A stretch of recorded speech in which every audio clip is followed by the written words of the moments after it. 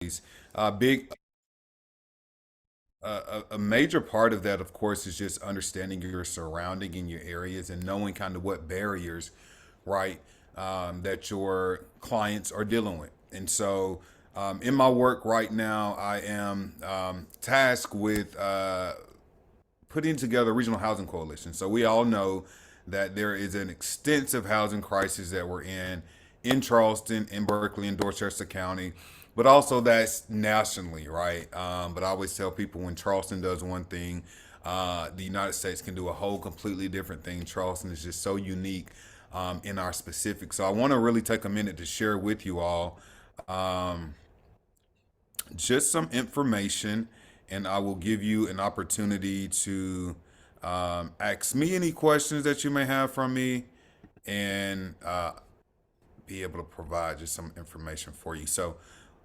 we'll jump to this. I'm going to share my screen. Metro Chamber of Commerce made housing attainability one of its top priorities, right? So we hear how there's no housing, rents are unaffordable, housing prices are increasing, but what can we do about it, right? And just how bad is it? And so let's dive into that. So when we look at the numbers of our region right now, and I'll talk about it from a regional perspective, and then I'll bring it down to Charleston County, we have about 800,000 people in our region right now, about 300,000 households, and that's spread out through 27 municipalities.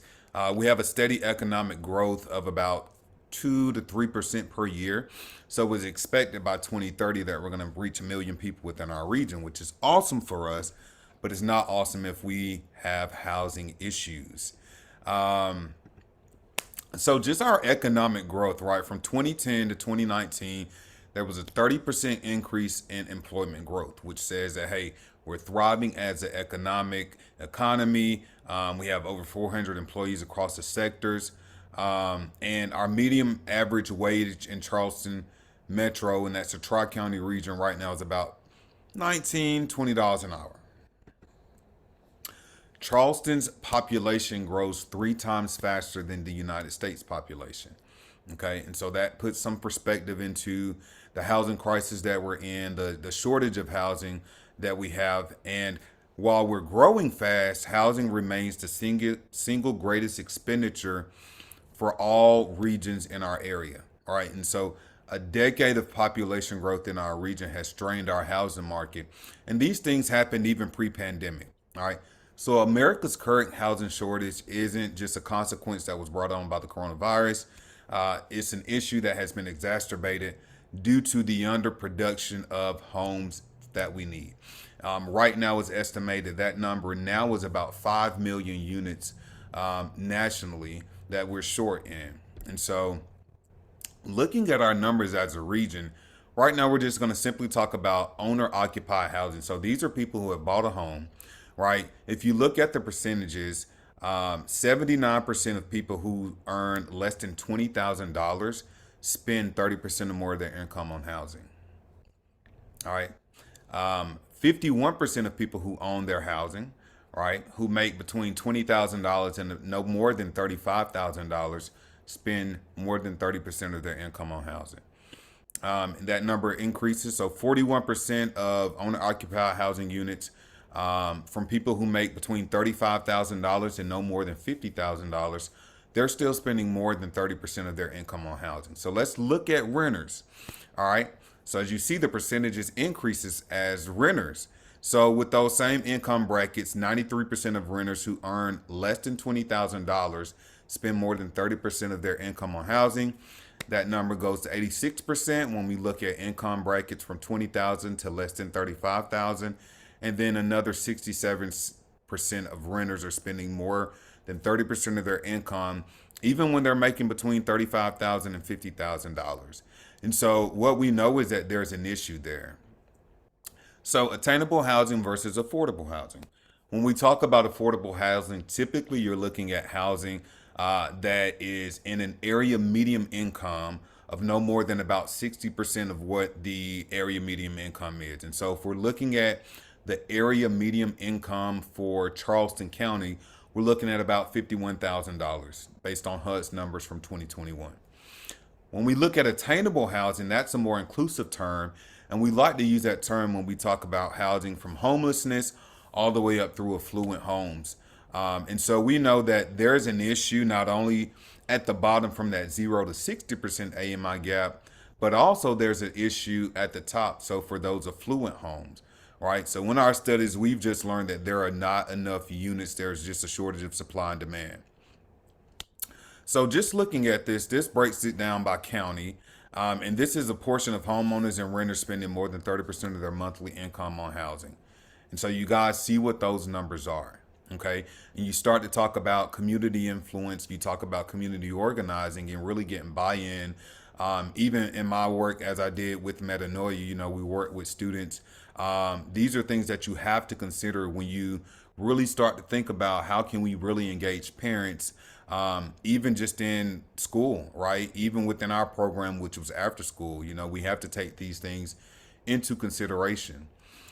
So the median single family home price, all right, this is data from 2019, 2020, and 2021.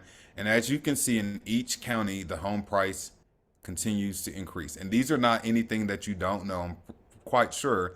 But just looking at even where we are right now, Charleston County, from 2020 to 2021, there was almost $100,000 increase of the average home price in Charleston County.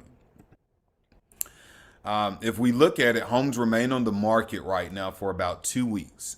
The Metro has a housing supply stock of about 16 days, but a healthy housing market should have a housing supply stock for about 6 months. Okay. And so again, housing is not staying on the market long. Oftentimes you're getting beat out of those deals if you are putting in bids on housing. And then this just further explains that supply and demand shortage that we see.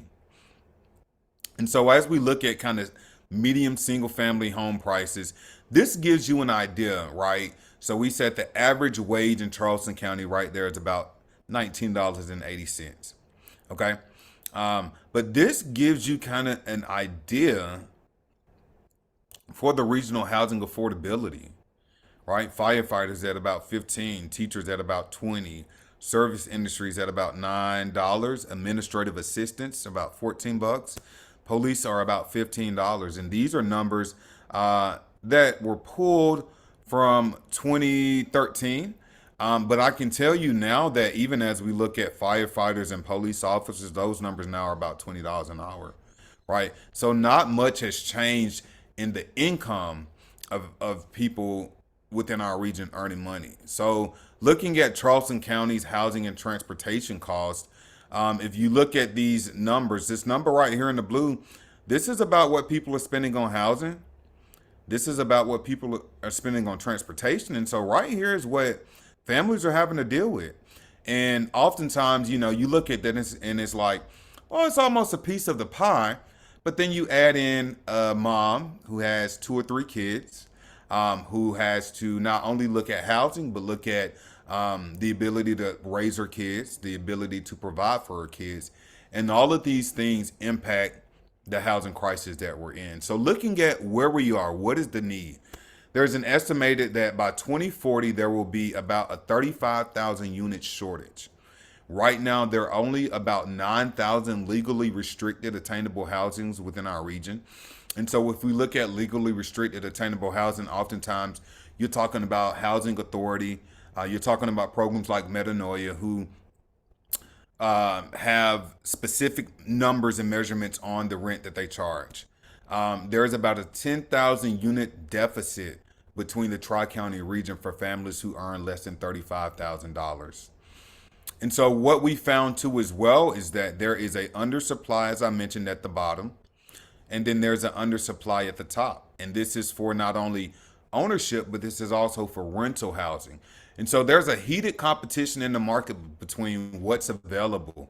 And so what you will find is that if you can't purchase the home that you want to, you're going to purchase the home that you can. Or if you can't rent the apartment that you want to, you're going to rent the apartment that your pockets allow you to. And so it's a heated competition. It's a tough market out there for anybody who's buying a home right now. But again, that further tells a clearer story about what's going on in our region and what families have to deal with. Apartments are no longer affordable. And so, even as apartments are being built, the affordability of new units are out of the roof, right? This gives you an idea of kind of the average rental price, and these prices are for one bedroom rentals, okay? So you see the numbers, it's crazy. I remember coming out of college, I had a 2 bedroom, 2 bath. It was about $575 a month. That right now is probably written at about $1,200 or $1,300 a month. And so we look at these issues and we look at these numbers and we know that there really is an issue. So we ask the question of what can be done. So what we're looking to do here within the Regional Housing Coalition is, of course, preserve the existing and naturally occurring affordable housing. We want to help counties streamline development regulations, and this will increase the overall housing inventory, right? We need better communications of existing affordable housing programs available to increase community awareness, and also just exploring kind of what the state tax incentives look like and how can we develop a regional approach. So the mission of the Regional Housing Coalition is to be a convener of community members, governments, for-profit businesses, and nonprofit organizations to unify the region's effort to provide attainable housing to all people, regardless of neighborhood or individual characteristic. Now, even in my work with doing this, I'll tell you a story. Last week, I went and presented to a community association, and I talked to them, explained, the coalition to them, really invited them to come on and be a partner with us. And the one thing that and I think you guys were talking about it earlier, that we have to really deal with is that community buy-in, right? The biggest thing that what people hear out of what I just presented was, okay, you want to come in, you want to build more housing, and you want to run people out of the neighborhood, right? And naturally, that's what people think about, right? They come from a very defensive mechanism historically because of the things that have been done a lot of times in the southern neighborhoods. But what it took time. We had to have some real good, hard dialogue and conversations. But I was able to leave out of that meeting with some advocates for the Regional Housing Coalition, right? And so taking that time to really develop that communication, to build that rapport within the community so they understand, hey, you are here to help. You're not here to take away from us, and you're here to be an asset to us. So that was just uberly important. So I want to share one other thing with you all, and this is going to kind of give you a perspective in a sense of where the real need is. So this is information from United Way's Tri-County 211 service. All right, so 211 partnered with Trident United Way. It's a service that people can call whether they need help and assistance with rental, with mortgages, with food, with shelter, anything. 211 services, they have referrals that they can make, and then they typically make those referrals and try to get that assistance. But it's amazing data that we've been using just to kind of collect some of the numbers and really understand the needs. So when we look at the Tri-County breakdown, and this is from January until June, right? You look at the needs, and about over half of these needs are dealing with housing, right? Everything from electricity to rent to housing search, water, home rehab, shelters, public housing, legal aid. The legal aid is for people who may be facing evictions, right? And so we know that the biggest issue that is going on within our region right now is housing. This further breaks down a bit of those needs. And again, all these things on here, in one way or another, refer back to having adequate housing. All right. And I love it because it even can break it down per county. And we see what county's at the top right here. Charleston County. Okay. And referrals by need, these things are, again, flowing back to housing. And so when we look at, engaging parents, for us, even when I was at Metanoia, I still serve as the community vice president for the Shakur Cherokee Neighborhood Association. That community buy-in is everything. And having the perspective to understand where parents are, right? A big thing that we always say is, how can we meet parents where they are? and having an overall understanding of their issues, their daily struggles, things that they're dealing with. That's super important. And from that Trident 211 Services report, about 50 to 60% of the calls that were made by African American females, and they were also made on the southern end of North Charleston, right? And so what that tells me is that there is a great need there. Parents are dealing with a lot, not only supporting their families, but just, dealing with having to be stressed out about housing. And so taking these things in totality into a whole effect, when you are doing your planning, when you are thinking about how can I engage parents, how can I reach out, that's crucial. It makes a world of difference. And it allows you to be received from a place that parents can receive your information. They know that you understand and care. And it makes the process of whatever programs that you're implementing go so much easier. And so I know I've dumped a lot on you guys in a short time, but I know I have Stacy coming up behind me. She's going to talk a little bit more about kind of that organizing aspect of it, and I'll stick around too as well. So if there are any questions, I'll be free to answer any of those afterwards. So I'll turn this over to Stacy.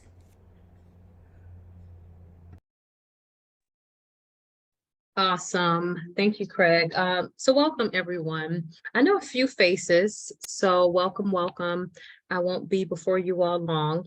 I want to talk about community development and some principles. I do have a Google Doc I will share. At the very end, I have learned, and you know this as educators, that never share resources during your presentation because people will not listen. So I'll tell you what I do, and Kelly is giving me a great smile. So currently I am with a company who does licensing for individuals who want to become certified in diversity, equity, and inclusion. So I work with educators, a lot of C-suite leaders, General Electric, some leaders from Boeing, Amazon, and in particular, a big group has come from Washington State. So I have a big contract coming up with that group. So the government sector. And so why one would say the government, why do they want to get involved with equity?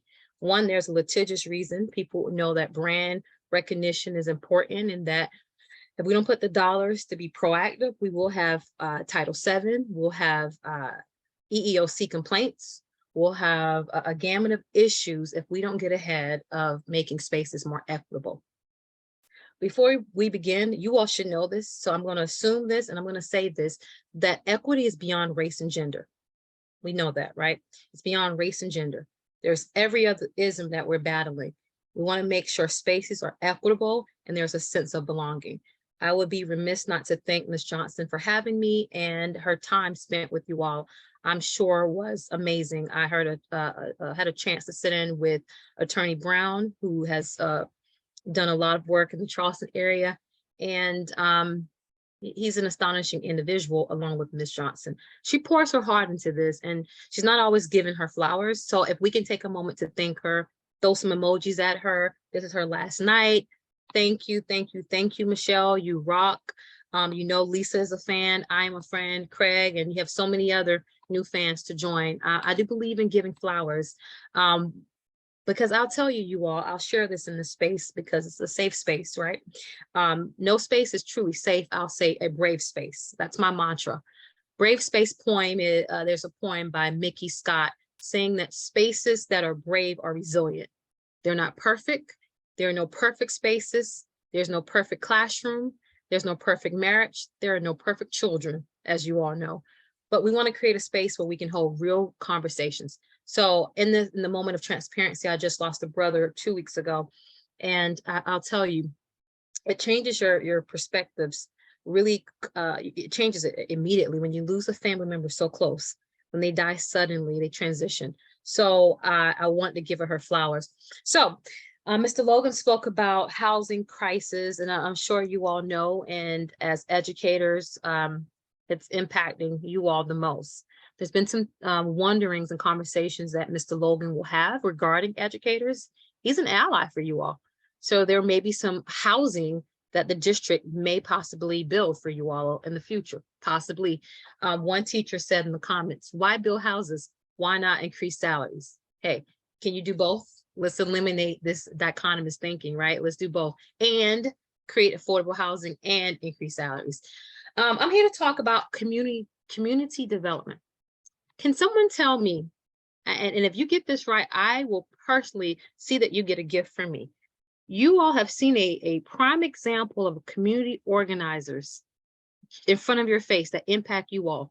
And I'm not going to get into any political nuance, but you all have seen a group of political organizers. I think I gave you a hint.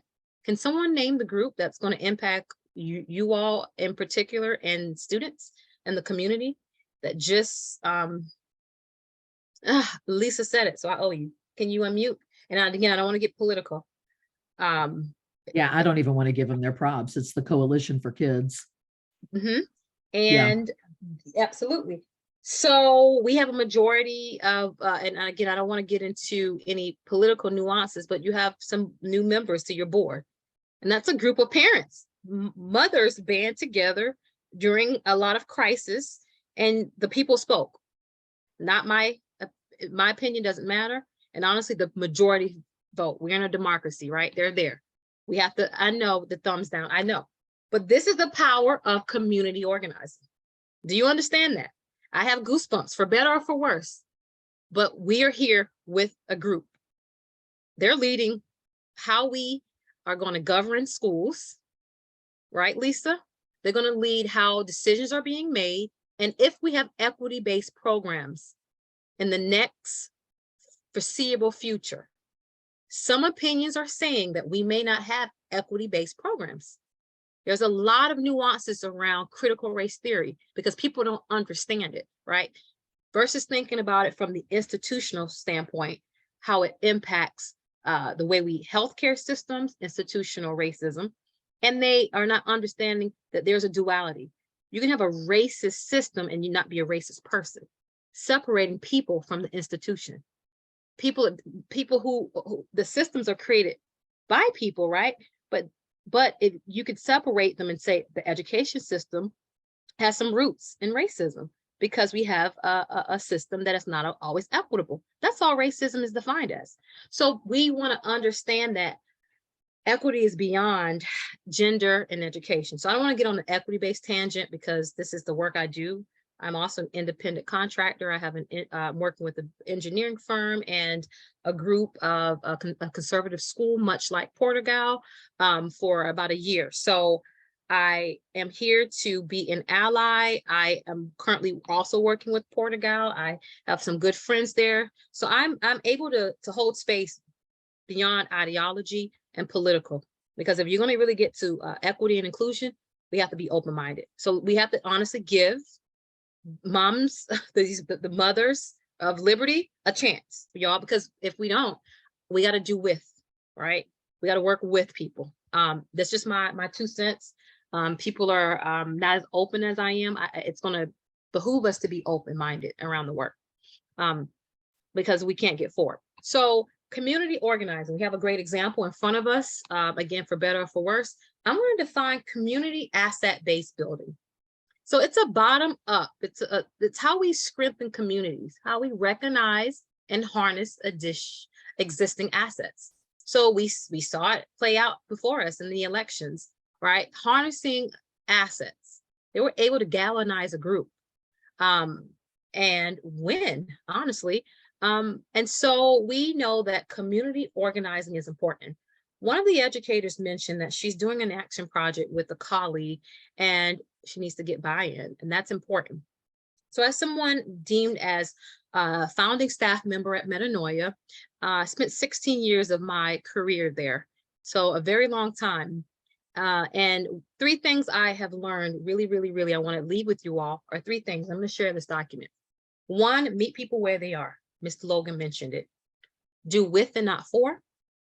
Seek first to understand, then be understood, and relationships. So I'll give you an example of all. So meet people where they are.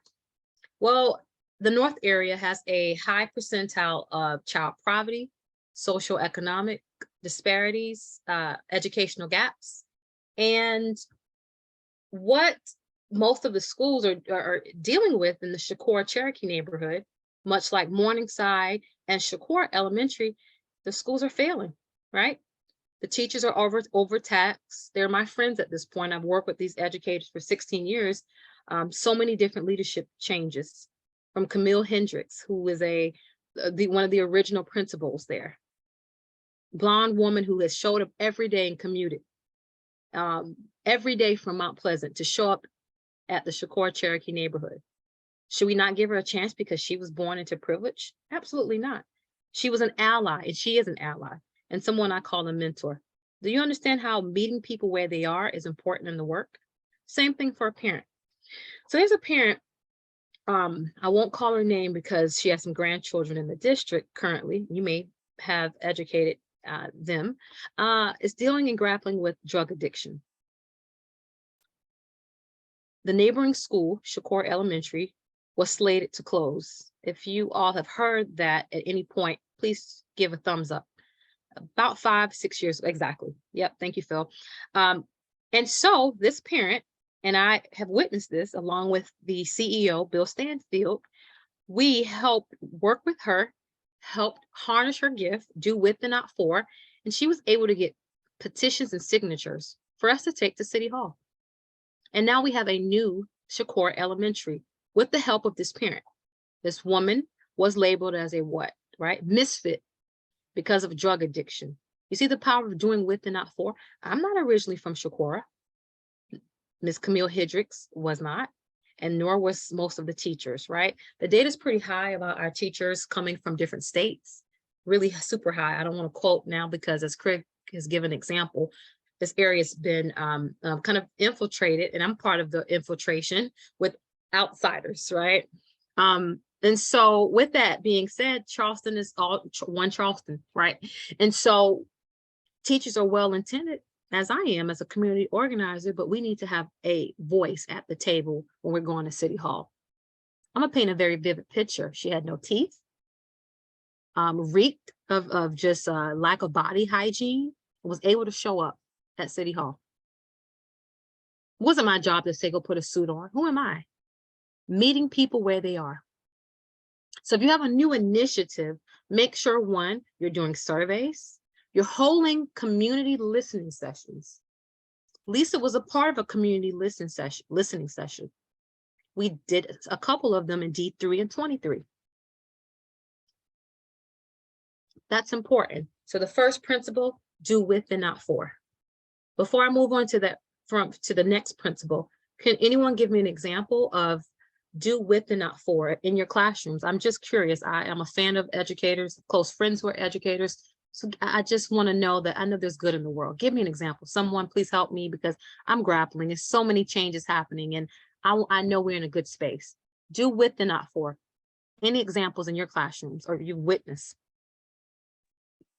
I don't know if this qualifies, but I'm an ESOL teacher, and probably 98% of my students are Latin American, typically from Central America and Mexico. And one of the first things I tell them is this is a kind of what we call an intercambio, like it's an exchange, you know, you're going to be teaching me, I'm going to be teaching you. And I think, you know, because I speak Spanish, but I always want to learn new stuff, you know, I want to learn stuff about where they're from. And, you know, one of the things I love to do is travel. So they kind of think it's like a teacher talking to them, but once they realize that's actually kind of true, I think there's a bit of a buy-in from the kids that really, you know, makes it a little more, it just gives them more involvement and I think makes them more bought into what we're doing. So I don't know if that really counts, but it's just something that came to mind. Absolutely, it does. So you read my notes apparently telepathically, because the key word to that is relationship building, what I heard from you, and buy-in. I mean, there are courses at Harvard now with community development, at these Ivy League schools around community development. I'm paid pretty good to speak about community development. And so you, my friend, is absolutely correct. So I dropped it in the chat.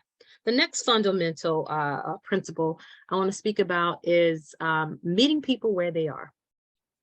Kind of similar to do with and not for, but the key nuance there is relationship building, as Phil has mentioned, and meeting a group where they are. So we know this as educators and you're certified educators, is that your students learn differently, right? Multimodal learning. Well, the same goes for parents. So in the community that Craig and I work with, we were conscientious about our family nights. We're very careful with listening sessions. One good way to really galvanize a community is through food and fellowship. So I'll just tell you, Kelly, do not do a session without having some food. People, one, I'm going to show up, but I won't stay late. You must feed the kid, you're tired, so have food, right? Meeting a person where they are. That's an easy thing to do. And as a tip, Publix, I'm in West Ashley, will give you gift cards and give you free pastries. My goodness, just do a little work. If you're really looking at community development and action planning, meet people where they are. Doing these family nights. So we would do a family night every month. And one thing came from that was GED courses. So one of the parents, she's at a school here, had a GED and wanted to go back, right, to school. Well, the CEO of Metanoia, great guy, Bill Stanfield, I told him, I said, hey, can we afford a computer? We can't, budget's tight. We're heading into a new fiscal year. However, I will give her my old laptop if she can commit to volunteering hours. So I'm not saying employ toxic charity. What I'm saying is do with and not for, meet people where they are. Now that parent has an associate degree and has her own food truck. Does that make sense? So we're progressing people and eliminating toxic charity. There's a book called Toxic Charity. I believe his name is Bob Lupton. We brought the author here to the Gilliard years ago. Fact check me on the author. Someone throw it in the chat. I'm sure you will, you're educators. But we brought him here, and the premise is when there are well systems in underserved countries, we go in and fix them, right? Water systems. But if you teach the local community how to fix the system, one, you're dismantling toxic charity, but also giving a skill set. And you're eliminating this ability to have a privilege. And if you're not a minority, if you're white, I'll tell you, people will come and automatically think it's a level of toxicity. And so Bill Stanfield, as a white male, Ivy League educated, understood, I mean, I'm going to be very careful to not assume that I know what's best for a community. Are you all with me so far? Okay. Robert Lupton. So I had the first, I call him Bob, but yeah, okay. Yeah. Thank you, Craig. I had the last name right. So, and nice guy too. All right. So another is seek first to understand. I pulled that from Covey, right? You all know Steve Covey. That's one of his principles. Seek first to understand, then be understood. The founder of Metanoia took a year to listen to the community before any initiative started. And unequivocally, the community wanted a safe haven for students. So that's why we started a community development corporation rooted in people, the housing initiative, economic, and then the student-facing entity. And so I'll tell you, people always pose the question to me, well, how can you work alongside a community that is now taking over so many housing initiatives and they're not listening to the people? Well, I'll tell you, my experience, I've worked with the organization for 16 years. It's the real deal. Our graduation rates, we work with educators. Educators would call us from Shakora, North Charleston High School, and said, how do you get those parents to show up? Well, one, I didn't make it an arduous task. I, one, sought first to understand, then understood. Hey, Miss Kelly, what would you like to see if we do a family night? One, here's the premise of a family night. According to the YWMCA, students who parents are more engaged in their educational career are less likely to have disciplinary problems. And so engaging them to after-school program, engaging them in after-school programs, that's a danger zone for our kids, especially those with social economic problems when parents are working multiple jobs. So then we have an after-school program. We have teachers sometimes that can't get in contact with the parents. The numbers are changing because, again, lack of resources. We got to meet people where they are, and it's not assumed that the parents are being negligent. I can't tell you so many times parents could not afford the $50 cell phone bill. And so I would ask through a survey via email, with this family night, if you came and we made sure we had food, what would you like to see? Can we do a topic on GED? Can we do a topic on two-parent household? Can we do a topic on income tax? how to take your income tax and create small businesses and create generational wealth. All right, Lori, like making it a program that's sustainable. And then lastly, I have said this through all of these strategies, relationships. Let's not wait. If you're doing an action planning project, relationships are paramount, right? We can't do it for them. We must meet them where they are and build genuine, authentic relationships. Any questions for me?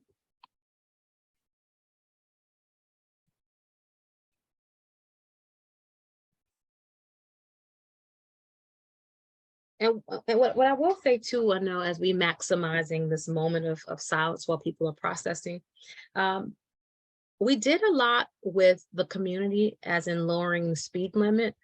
Two sisters one was hit by a bus, twin sisters, wasn't fatally hurt, but the speed limit was higher than necessary in the neighborhood. We petitioned local officials, we galvanized through a social action and lowered the speed limit by 15 miles per hour. So we gained and removed barriers. That's another part of community development. Use local power, enhance capacity, and gain participation.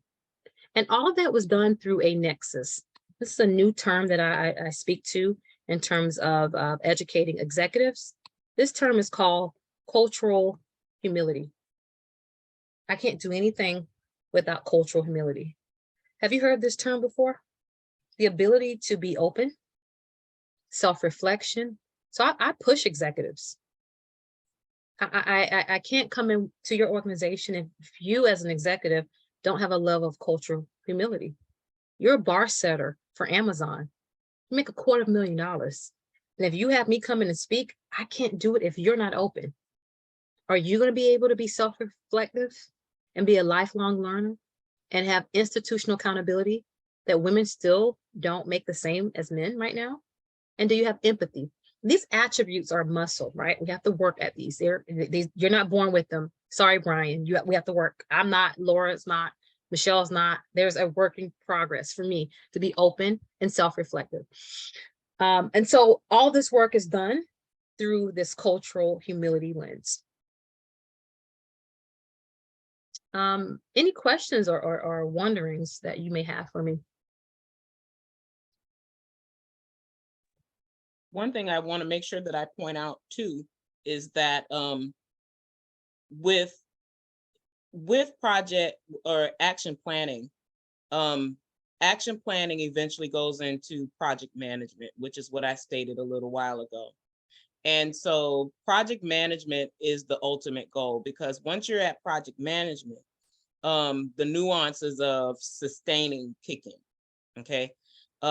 That's where you start wanting to know your community advocates. You're already building a bridge in a relationship with nonprofits and community members, but now it's sustaining. How do you keep these things evolving? Because what these students are dealing with, it's not going to end. The child could graduate out. They can go through a whole K-12 system, and the situations will still be there. And so whatever you put in place for the good of student one or cohort one will impact the children that come later. So when we look at systems like Metanoia, Metanoia at one point was an action plan. I always go back to these things to give everybody insight to what action planning actually is. You know, I think we all do a little bit of action planning when we plan lessons in our classrooms. That's a form of action planning, even though it's an intimate form and it's in our classroom. But when we are able to extend and bring these things out to a broader audience, the greater the need, the greater the audience, the greater the clientele, and now you need management. Now you need management. That's where your project management comes in.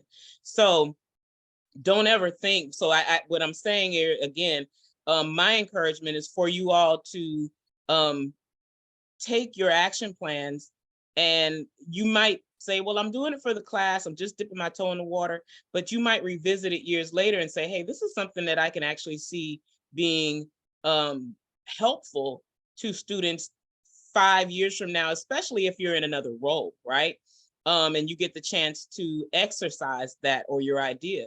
And so with that, again, once you expand it, Now you're going to have to manage that. And that's where the project man. So I love working it, and the fact that the relationship between Ms. Brown and I and Mr. Logan and I have kind of taken off, because a lot of us were doing management and didn't know what it was. So I was doing a version of project management in the most jankiest form, right? In a school building, running around with a cart, trying to do things on my own dime. You know, I had people helping, giving donations here and there, but I didn't know it was project management. I just thought, oh, I'm sustaining, I'm doing what I need to keep it going. For those of you who are familiar, even with UBASA, which is our mentor program for African-American students and students of color at James Allen Charter High School, I've purchased jackets and pearls and ties out of pocket. You know, and people don't know. They just know they see the end result. But I was doing a lot of hustling that I really probably didn't have to do, but I just didn't know any better. And so you can exhaust yourself with the do-gooder mentality and burn out, or you can invest in what project management looks like and how to stretch and incorporate all those particulars that are part of Bronfenbrenner's theory. So the child is still at the center, but now you're including the clergy or the ministry in the community. You're including healthcare. You're talking about housing. You're talking about income. You're bringing in people like we are for this course. So I wanted to make sure that I addressed that metanoia, which is doing so well. And you heard Ms. Brown say that she was one of the founding members when they first started. It started out as an action plan, and now could that area survive without it? No, that and so many others, right? And then you get to a point where you have duplicate services, right? Overlapping services, wraparound services. That's not just in the school, that you have wraparound services in the community. And then part of that, you're gonna get some bad fish in there, right? Some competing agendas, which you have to learn how to weed out if you decide to go that route and take it to that level. But this is a good opportunity to have real discussions on, you can pick their brains and ask them, like, what are some of the things that you've seen with project management that are things you might have wanted to avoid? You know, anything like that. I just want you to feel comfortable enough knowing that if you decide to take your, I hate to say show on the road, but if you decide to try to take your action plan deeper than this course, you have a community of people that have done things and can lend their voices to, hey, this is what you should try, or this is where you should go next. Because sustainability is very important. So I'm going to hush now and open the floor for questions for Craig or for Ms. Brown. Well, Michelle, I want to mention one thing, because when you started talking, you know, project management is all up in my area right now. But one thing that I just find super helpful is when is having a risk management plan in place. So as you are planning your projects, you want to think about what risk might be out there, right? And we identify risk as any uncertain event, right? And so taking it from a perspective of, you know, communicating with any expert in the field that you're working in, anybody, you know, with the metanoia, perfect example Stacy brought, getting that parent on board to help petition for signatures in the community, right? And so having that risk management plan is going to be super helpful for you, because it gives you an opportunity to think about these things in advance, right? And as these risks come, if they do show up, right, you have three things that you can do, right? You can avoid the risk, you can mitigate the risk, or you can transfer the risk, right? If you're avoiding the risk, right, you're just trying to eliminate the risk from happening in general, okay? And so if we mitigate the risk, then we're looking at, hey, how can we lower the probability or potential impact of whatever that risk is going to be? And then if we are looking to transfer the risk, then we're making it someone else's problem. All right. There is also positive risk as well. Okay. So these are things that may happen as you go along the course of your project, right? Things that you didn't think would happen, but they don't negatively impact your project. They actually may bring value to your project. But just in my work with project management, that's something that I find super important, just making sure that we think about the whole picture of that project. So as you build out your projects, I would highly encourage you guys to think about what potential barriers or risks that you may have in place. And right, we know risks are any unplanned event, anything that can just happen. If we don't get parent buy-in, if we don't get the community buy-in, Michelle gave a great example. You know, they had a program, they couldn't get 20 students, right? So if that was a risk, but then what's the plan in place with addressing that risk? So I think that's just super helpful. I take that into any project that I'm working on, and it just makes the project and process go by a lot smoother because you've thought about these action plans, and then you have a risk management plan in place to tackle any risk that may happen. So I just wanted to share that because I find that so important and super helpful in the work that I do, and likewise, I think that can be helpful to you all too.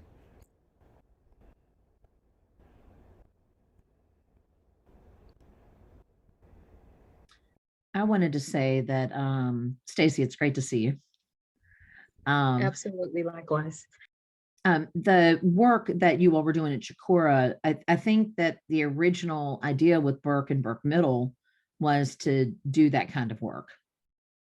But, you know, as somebody who was in it, I can assure you there was no action plan, which is why there was no project management on any like real level. And, you know, I've worked in this district for 19 years and Chicora has been talked about for 19 years. And it's wonderful to hear that like a legitimate, reasonable, going to meet the community needs plan is in place, because that's exactly what Burke needed.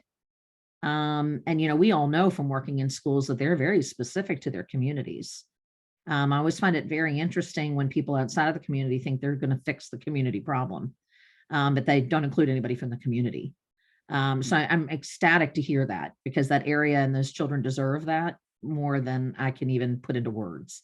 And it is sad to me to recognize that the thinking around how to improve does not include moving some of the chiefs out of the way and really getting to the nuts and the bolts of what's holding it up, which are the people, the kids and the teachers that are in those buildings, and then the families that support them.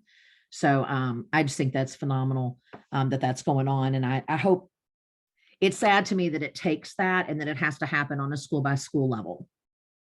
The other is I love the cultural humility lens. I think that that is what's missing from so many of these large organizations, that, oh, now we're going to do diversity work, but I'm still going to sit atop my throne. And the reality is I think we all have to recognize where we are a part of the problem, how we continue the cycles. You know, and like Michelle and I've talked after the REI training, I mean, you can't just keep catching fish. You know, you have to actually do something about what's causing them to end up in your hands. So anyway, so great to see you, and I'm ecstatic about the work that you're doing. Thank you so much, Lisa. And I echo. I'm learning a lot in this space, and I can admit that I will not do any trainings moving forward if the groundwork is not done around cultural humility. If companies don't have DE&I commitment statements, they got to start there. And what's our district's statement to DE&I, right? What's our commitment to have equitable classrooms? So those are wonderings that we must think about before we are getting in, because training, one-time training without cultural shifts won't do anything. DE&I is not a program or training. It's a structure. It's the DNA of the organization. It's in the nexus of everything. It's belonging. That's all. That's all it is. It's not any other issue. It's belonging. And we all should have that right. Thank you, Lisa.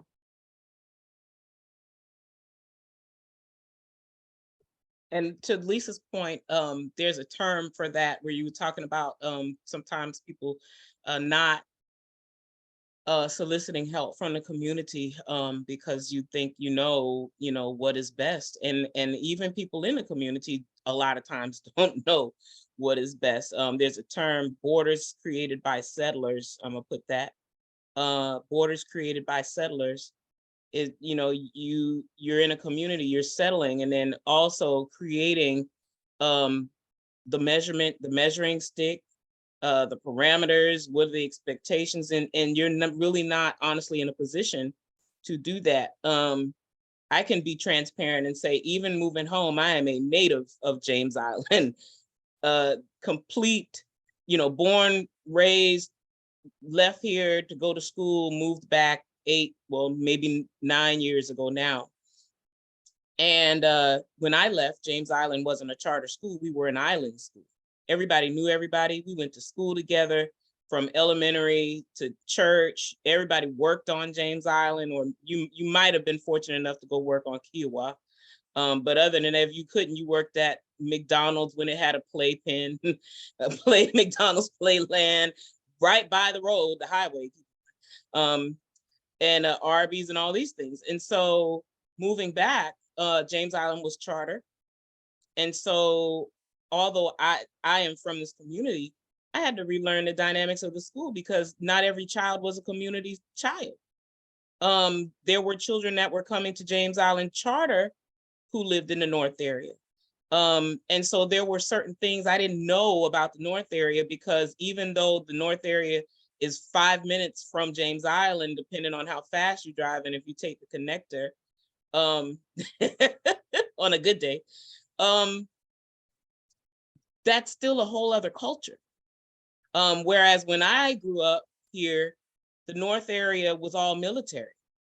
You had families that lived on islands and downtown, but the North area and Goose Creek area, if you were in the Air Force, an Air Force family or Navy family, you tended to move out there. And so having to relearn my home, you know, that was something I had to do as well.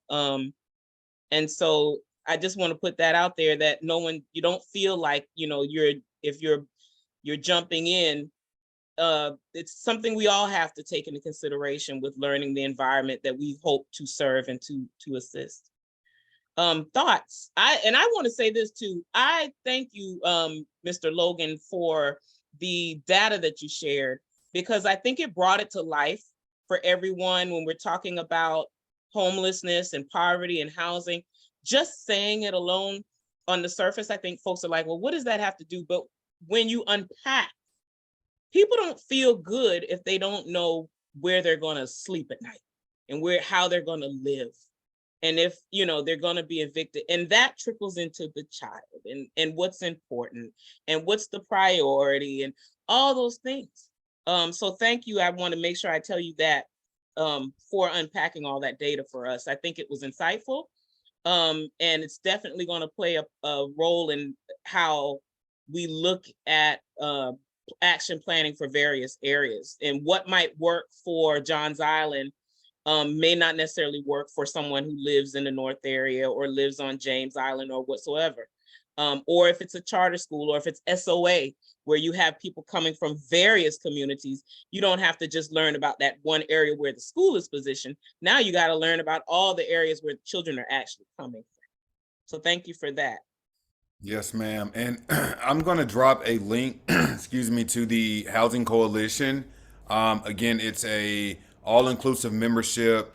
What does it mean to be a member? It simply means that you care, right? You show up, you educate your network. So it's real simple. Would love to have you guys on there. You can stay updated with information that we'll have too as well.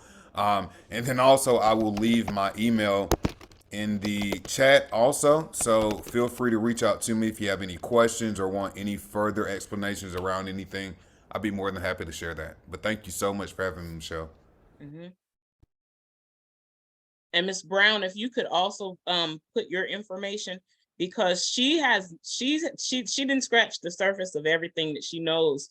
I did tell her 30 minutes. And so I kind of made sure, I was like, okay, let's just focus on this. But she can tell you, she can spin webs and whirlwinds on project management and telling you about what all that entails. Once you get your feet off of the ground, and some of the things that she has I like to say that they're anecdotal, but they're meaningful, right? Because you may have to meet some of these people that she has had to pull in, maybe not the actual people, but folks that are in similar circumstances that you have to pull in with boots on the ground work. We have about 6 more minutes before I let you guys go. Other thoughts? Yeah, just listening to the presentation that Mr. Logan gave. I think all of us like know what's going on, but then seeing the stats, because I think it's affecting. I notice in the schools, and I hear teachers talking about like, yeah, I want to live here, but it's only affordable for me to live, 50 minutes away from school, so I'm going to have to move up there, and so I think it's really starting to pull on like all aspects of our schools. The families, a lot of my families, the ESOL population, they're living, somewhere between 6 to 12 people in a small house or a trailer or something like that, but some of the teachers are kind of at that point too, so just to see those stats, and we all know like, hey, it's become kind of not sustainable, not affordable, but then to actually see the numbers, it really brings it home. And I don't know, Mr. Logan, do you feel like there, and it seems to me like there's kind of no turning back, right? Like it's not just nothing's going to get cheaper, right? As more people move here, there's less places for things to be built because we're surrounded by water, so I don't know, do you have an opinion on that? You're probably just going to reiterate what I'm saying, but you're in it, so I don't know. What do you think? Yeah, well, you're spot on with it, right? Some of the biggest barriers that we find is you look at Charleston. Of course, land is always your option, or your number one barrier. And so, just what you mentioned, right? I have to go further to find housing that I can afford, which then intersects with transportation and having more cars on the road, right? And it taking you an hour to get from Somerville to downtown Charleston. And so couple things, talking with the state level elected officials, they want to see a regional approach, right? And so that's why we're doing focusing on the Regional Housing Coalition. And a lot of it is just barriers, moving those barriers out of the way, streamlining the development process so that we can build more denser units that are closer, to where people can work, where people can eat and play. And so right now, a lot of that work is, around policy development. That's going to help really allow more housing to be built and making it more accessible. Something, if you guys don't know, the Low Country Rapid Transit System, that's going to be coming in place here within the next about 3 or 4 years. But that is a rapid transit bus system that will go from Somerville all the way to downtown, the medical district. But what we're looking at now is proactively, how can we go ahead and have zoning that supports more denser building, right? So that we can have kind of mixed use housing. We need triplexes, we need duplexes, we need apartment buildings, we need single family homes, right? We need starter homes. And so how can we go ahead now while the planning is still in place for that low country rapid transit to get the zoning in place, to get the policies in place, to make development happen at a faster rate, but also really most importantly, make it happen at an affordable rate. And so, yeah, so, kind of to answer that, I don't think we're at a point of no return. If you look at a region our size, typically there is a sustainable pot of money in place, i.e. a revolving loan fund, a referendum that would be supported by tax dollars, and we just don't have that in our region. Right. And so we're, thinking about what will it take to make that happen. And that most definitely is going to be able to support more housing in our region. So we haven't got to the point of no return yet. But right now we're playing catch up. So we're catching up to the need. And once we catch up, once we hit that number, then we'll be at a very good place to start proactively thinking in advance. Right. We know what numbers are coming. We know the population that's coming. So what can we do to support that, to make sure that, everybody has an opportunity to live where they want to live, to pay the rent that they want to pay, and really like the coalition to do what's best, right? And not what's easy. And I always say a lot of times that's been the solution, just to do what's ever easiest. So, but yeah, so definitely applications, join the coalition. I'll keep you up to date and up to speed with a lot of the work that we have going on as well.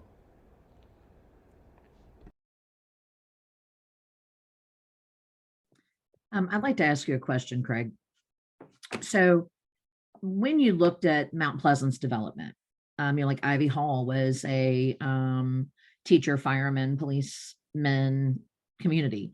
When you look at how they built the infrastructure for everything for the new Wando, and now, just now, those roads are finally being used to develop the neighborhoods around that. I grew up in Louisville, Kentucky. I've been here since '94. And I grew up where when major businesses came in, they had to offer a certain amount of money for road infrastructure. Like if you look at West Ashley, when Walmart came in, how they were responsible for kind of extending that Bees Ferry situation. Why is it that we don't have more of that? And why is it that when we have companies like Boeing come in, or how is it that we can get more of this? I think is really the question I'm asking, because you're not responsible for this. So, but how can we get these companies, these multi-million-dollar companies that are coming in here who want all this access, want to build wherever they want to build? How can we get them to pay for the infrastructure? Because that's what happened where I grew up. And so I'm always just mind blown at the lack of that being done here. And I just don't understand why we wouldn't tap into that. Because those are the companies that want to come here. They want to build here. So why wouldn't we let them do that? Does it make sense? Yeah, listen, I absolutely understand the question, right? This is a brave space, right? And so, to answer that question, we really have to look at the leadership, just to keep this a very correct answer from my perspective, right? And we have to look at, what requirements to put in place for companies, right? So from an economic development standpoint, what are those requirements that are put in place? I know up in Berkeley County, they had a whole new community development that we're building that was going to be about 300 homes. And what they did in Berkeley County was said that, hey, if you're going to build a community that's going to have over 300 homes, new residents, new students, you're going to have to build a school to support that, right? And so I think it's really about putting that initiative from our elected officials on those developers and on those companies. And I'll say this too, though, it's getting to a point now. So I think about Volvo had a really good conversation. And they're at a point now that they really can't bring over a lot of their engineers and developers simply because of housing. And so now that it's starting to hit home, I think now we're going to start to see a lot of that progress, And so I think it just took a matter of how close to the fire are you? And now that, big companies are coming to Charleston, we like a thriving region. We want Charleston to be that thriving region. But if they look at Charleston and say, nah, we're going to reconsider because of housing, that really puts the pressure on elected officials and people in power who have the ability to make that happen, right? But it also puts that harness back on the company as well. And so I think, and that kind of goes back to Philip's point, we're getting to that point to where it's starting to hit everybody, right? You can't escape it. And when you get to that point, that's when we can really start kind of get some of the balls rolling, things around that. So this actually goes directly back into local elections. Oh my God, the power of the vote, right? My fraternity, we talk about it all the time. We talk about it all the time online, but it is so important, when you look at local elections and the elected officials and who we have on our city councils and who we have on our county councils. Those people matter, and those voices matter, and those votes matter. And so, it all ties in, right? It's all intersection. And I think I mentioned that in one of our sessions. I was like, no matter how great you have, if you have LeBron James with no team, or you have, Michael Jordan with no Pippen, you've got to have support. Local elections matter for local issues. So I cannot tell you how wonderful it has been The class doesn't end, of course, until your action plan is submitted. This is our last session together. It has truly been awesome and amazing. And there is going to be a Google feedback form that's going to be shared with you so that we can keep this course available. We tried to make it accessible. The course, as I told you before, it was a year-long course. We whittled it down to a semester so that people could have an opportunity to participate second semester if they couldn't do it first.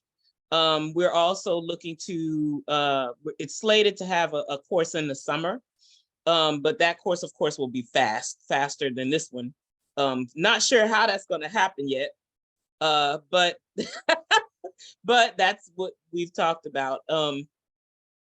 And so if you could, when you get that Google form, please take a moment to fill it out and share what your thoughts are, your feedback on this course, because in light of local elections, we want this course to stick around. And we don't know what changes may happen. And so even though this course is not a course created through Charleston County Schools, it is a course that they are partnering with College of Charleston. And so in order to keep that partnership going, we need educators to say how important this avenue is to them.